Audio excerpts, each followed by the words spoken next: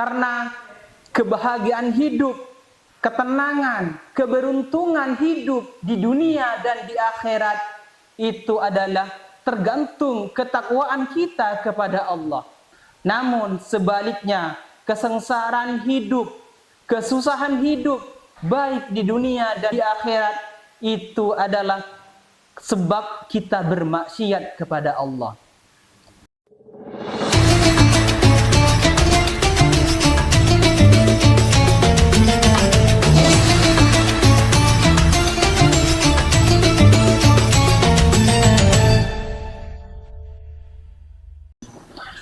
Assalamualaikum warahmatullahi wabarakatuh. Bismillahirrahmanirrahim. Alhamdulillahirabbil alamin. Wa bihi nasta'inu ala umurid dunya waddin. Wassalatu wassalamu ala asyrafil anbiya'i wal mursalin sayyidina wa maulana Muhammadin wa ala alihi wa sahbihi ajma'in, amma ba'du.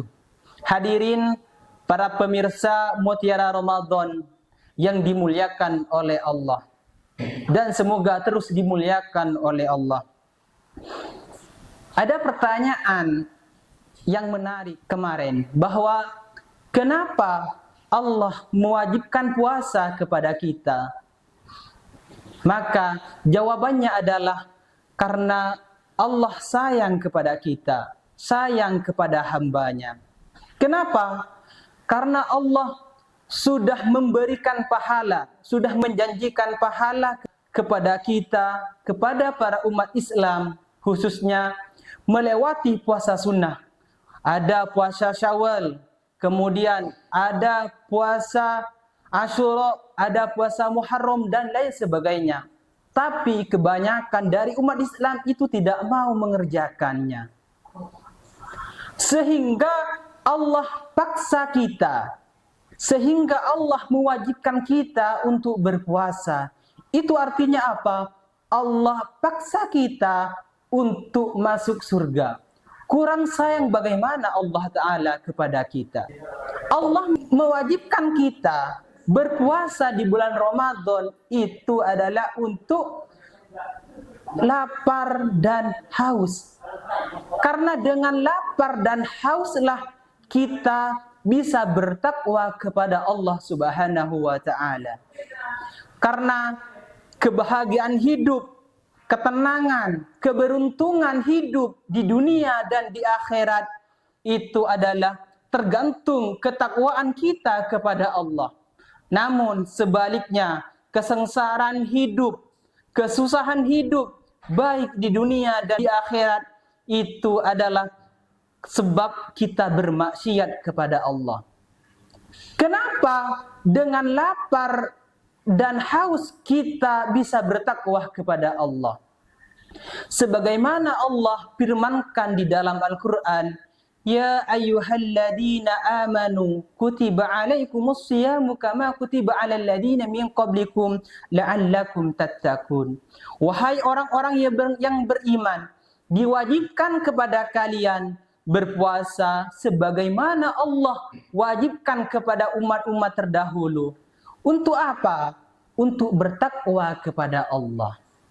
Sehingga hadis menjelaskan bahwa sumber maksiat itu ada dua. Yang pertama adalah sumbernya adalah syahwat. Kemudian yang kedua, sumber maksiat adalah godaan setan. Dan syahwat ini ada dua sumbernya, yaitu ada syahwat di atas perut dan ada yang di bawah perut.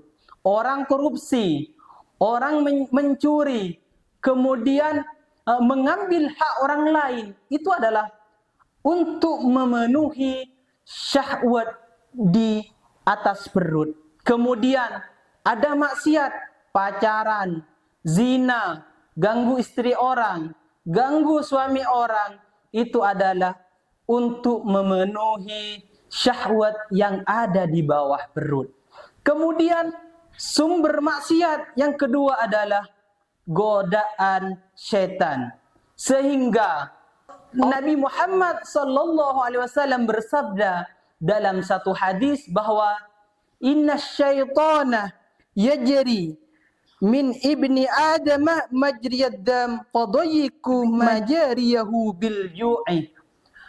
Hadis muttafaqun alaih, bahwa sesungguhnya setan itu menggoda manusia lewat aliran darah. Maka sempitkanlah godaan setan itu bil ju'i, dengan lapar. Sehingga esensi daripada kita berpuasa kepada Allah adalah bertakwa kepada Allah Subhanahu wa taala. Karena dengan lapar, karena dengan haus, kita bisa minimalisir syahwat dan juga godaan setan. Maka tentunya di siang hari kita lapar, kemudian di malam hari kita kekenyangan, maka itu bukan itu yang diharapkan oleh syariat. Sehingga kita menjadi pribadi muslim yang berpuasa, yang semakin dekat kepada Allah Subhanahu wa taala. Sehingga Imam Al-Ghazali membagikan orang puasa itu menjadi 3 tingkatan. Sebagaimana Imam Al-Ghazali menyebutkan di dalam kitabnya Asy-Syaumu Salasatu Darajat. Orang yang berpuasa itu ada 3 tingkatan. Yang pertama adalah saumul umum, yaitu puasanya orang pada umumnya. Fahuwa kaful batni wal farji ala qada'i syahwati. Puasanya orang umum itu adalah yaitu mencegah syahwat, mencegah perut dari apa yang inginkan. Intinya puasa umum ini adalah meninggalkan apa yang dilarang oleh ulama fikih. Makan, dia tinggalkan. Minum, dia tinggalkan. Bercampur dengan istrinya, dia tinggalkan. Kemudian tingkatan puasa yang kedua adalah shaumul khusus. Shaumul khusus ini Imam Al-Ghazali menjelaskan bahwa shaumul khusus itu adalah kafus sam'i wal basari wal lisani, yaitu mencegah pendengaran, kemudian mata dan lisan dari maksiat kepada Allah. Jadi bukan cuma perut dan syahwatnya yang dia berpuasa, tapi selain perutnya dia berpuasa, dengarannya, kemudian penglihatannya, lisannya juga berpuasa. Ketingkatan yang ketiga yaitu saumul khususil khusus, yaitu puasanya orang khusus di atas orang khusus. Ini adalah puasa VVIP. Ini adalah puasa orang yang istimewa, yaitu saumul qalbi anil hammi ad-danwiyati, yaitu puasanya orang yang menjaga hatinya dari ikatan duniawi. Jadi puasanya bukan cuma puasa lisan, bukan cuma puasa tangan dan lain sebagainya, tapi semua anggota tubuhnya dari ujung rambut sampai ujung kaki ikut berpuasa. Bahkan hatinya juga ikut berpuasa. Dan ini adalah tingkatan para anbiya, para rasul tentunya. Maka koreksi kita masuk pada tingkatan puasa yang mana? Di nomor 1, nomor 2, atau di nomor 3. Sehingga semua aktivitas di bulan Ramadan ini punya hikmahnya masing-masing. Contohnya, sahur mengajarkan kepada kita bahwa kita bisa bangun sholat subuh. Tarawih mengajarkan kepada kita bahwa kita bisa berlama-lama berdiri untuk beribadah kepada Allah. Puasa mengajarkan kepada kita bahwa kita sebenarnya bisa mengendalikan diri kita sendiri. Kemudian baca Al-Quran mengajarkan kepada kita sebenarnya kita punya banyak waktu untuk membaca Al-Quran, akan tetapi bagaimana prioritas kita seperti itu. Jadi puasa itu bukan hanya momentum, bukan cuma ritual ibadah, setahun, 1 bulan, bukan.